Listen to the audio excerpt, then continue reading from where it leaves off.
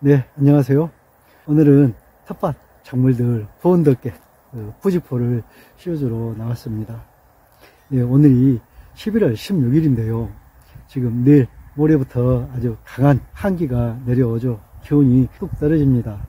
현재 텃밭에 있는 작물들은요, 이제 마늘, 양파 심으신 분들 있을 것이고, 김장개체, 김장무, 김장갓, 돌산갓, 그리고 양배추나 콜라비 이거 심으신 분들 있을 것이고, 또 겨울 작물로 시금치, 쪽파, 대파, 상추 이런 것이 있을 건데요. 어떤 작물은 꼭 쓰여져야 하고요. 어떤 작물은 안 씌워줘도 되고, 또 겨울 늦게까지 이렇게 계속 수확을 하려면 씌워주면 좋은 작물이 있고요. 안 씌워줘도 아무 상관없고 죽지 않는 작물이 있습니다. 오늘은 그 푸주포 씌우는 것에 대해서 말씀을 드릴게요. 잠깐만요.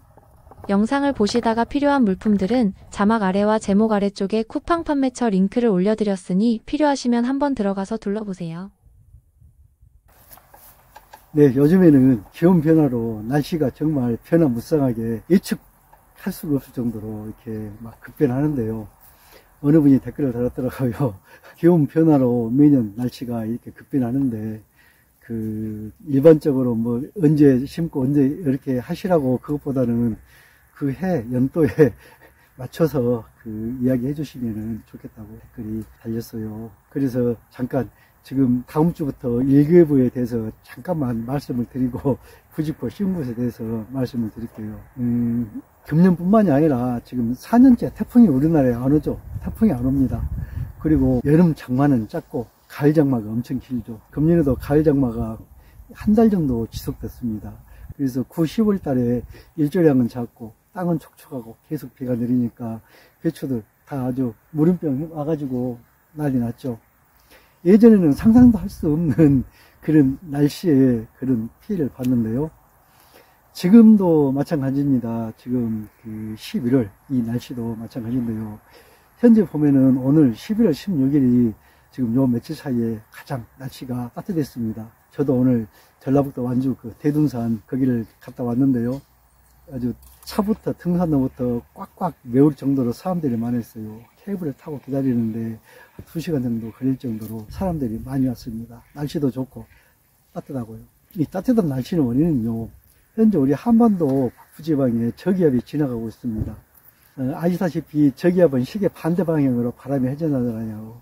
그래서 서북 쪽에 있으면은 우리나라에서 반대 방향으로 회전하니까 남쪽에 있는 제주도 아래쪽에 있는 공기를 밀어 올립니다. 그래서 따뜻한 남서풍, 남풍이 부는 거죠. 그래서 따뜻합니다. 근데 이 저기압이요, 이제 동쪽으로 캄차카 반도 쪽으로 물러가면은 위에 있는 차가운 강기를 밑으로 내리죠. 더군다나 그 뒤에 따라서 이제 고기압이 오니까 고기압은 시계 방향으로, 저기압은 반대 방향으로 이렇게 회전하니까 이 기압골 사이에서 차가운 공기가 우리나라를 통과하는 통로가 됩니다. 그래서 아주 찬 바람이 부는데요. 오늘은 저기압이 한반도 북부지방에서 지나가니까 지금 남풍이 불어서 따뜻한데, 이 저기압이 이제 저녁에 통과를 하면 내일부터는 위에 차가운 공기가 내려오니까 갑자기 날씨가 급변하게 떨어집니다. 그래서 추워지는데요. 날씨에 대해서는 나중에 조금 더 설명을 드릴게요. 이것 알아야 봄가을 작물 심는 데 도움이 됩니다. 하여튼 그래서요, 화요일 날 저기압이 지나고 고기압이 다가오면서 우리나라 기온이 떨어지는데요. 상공 1500m 마이너스 6도선, 이것이 평지에 눈이 오는 기준선이거든요. 이게 남부지방까지 내려가요.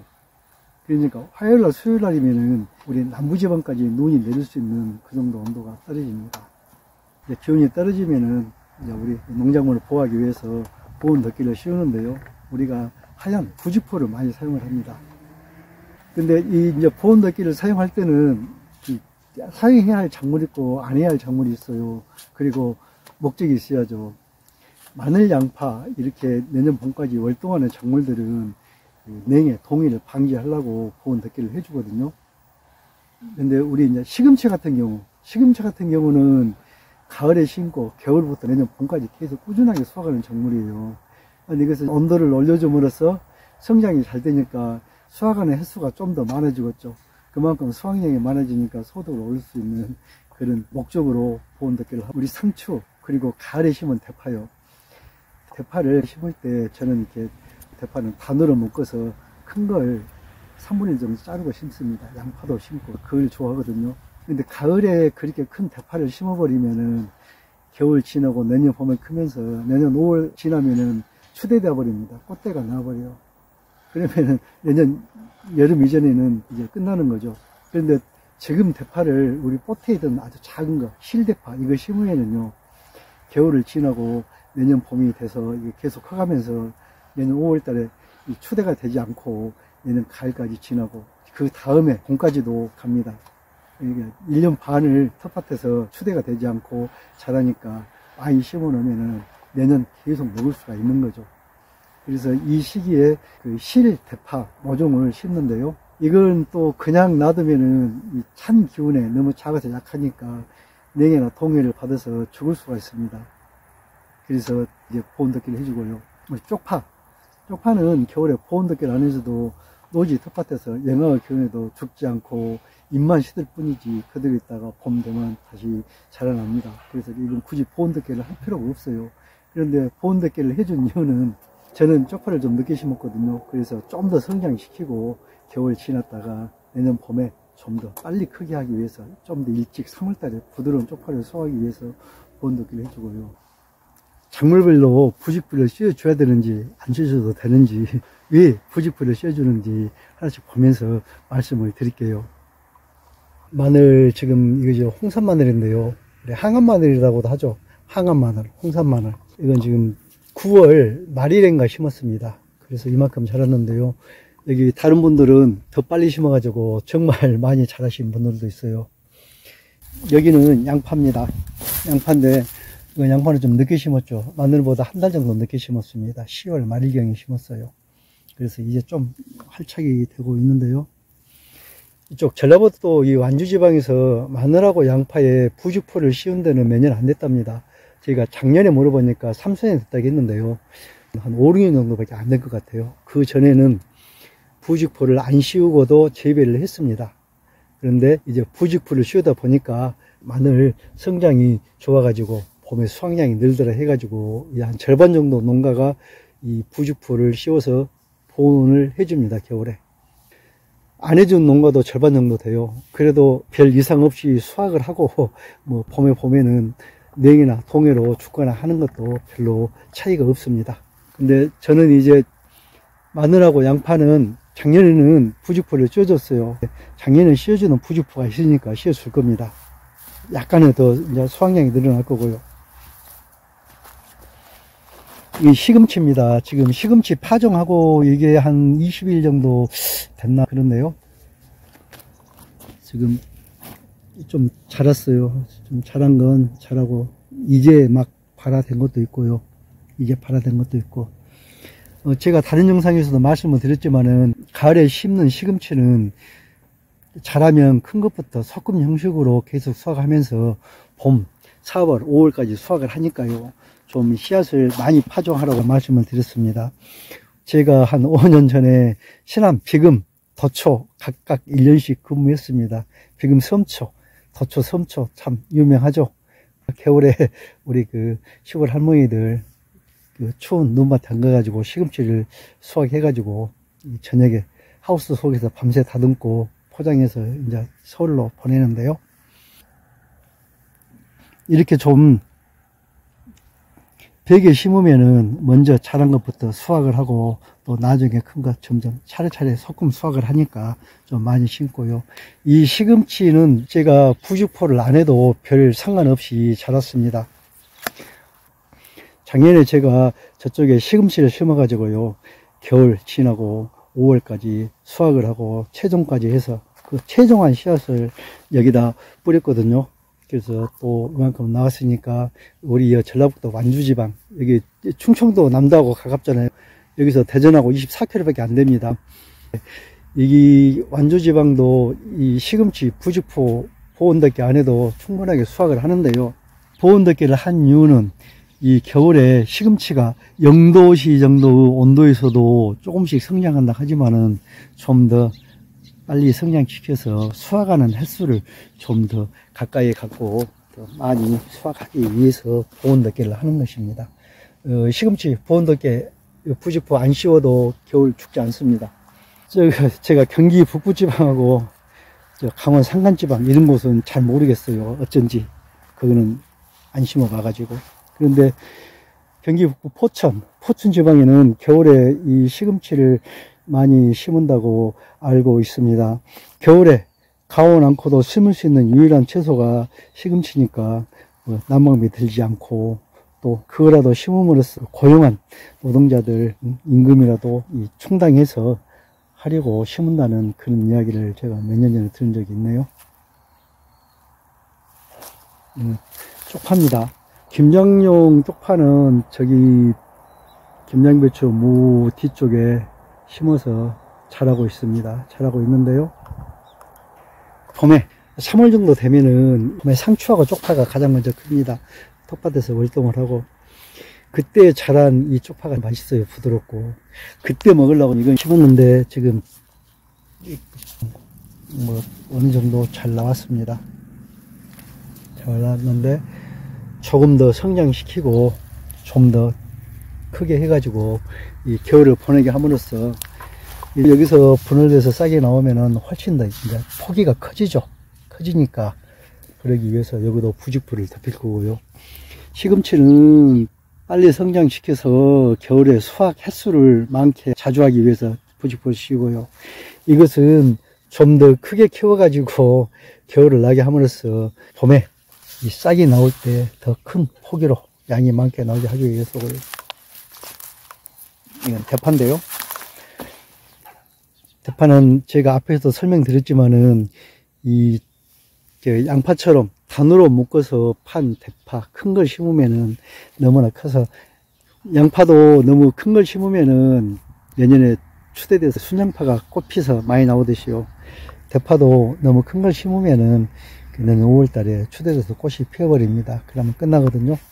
근데 이렇게 이제 실대파를 심으면은 이게 이제 크면서 내년 5월 달에 추대돼서 꽃이 피는 것이 아니라 계속 자랍니다. 그래서 내년 먹고 내년 가을, 재내년 봄까지도 먹을 수가 있어요. 그래서 이 실대파를 심는데요. 근데 이제 이걸 심으면은 겨울에 추워서 냉이나 동해 좀 받을 수가 있어요. 그래서 이것은 보온덮개 하얀 부직포를 씌워주고 보온을 해줘야만 합니다. 그래야 잘 자랍니다.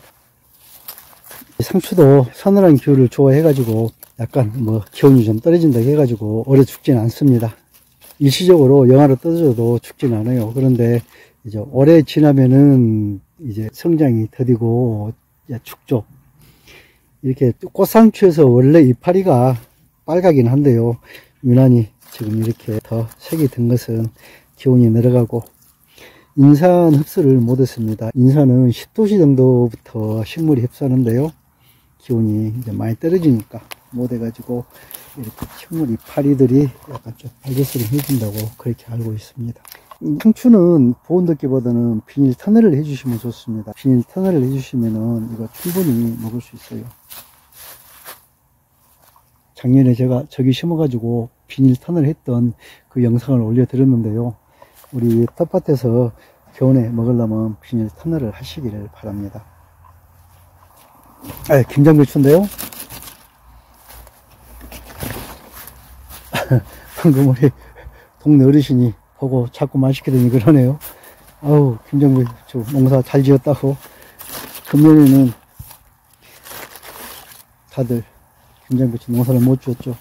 저도 지금 여기 약간 무름병 피해를 받은 흔적들이 있습니다.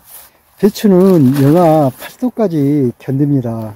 그래서 어지간해서는 우리 텃밭에서 12월 이때 냉해나 동해를 입지 않아요.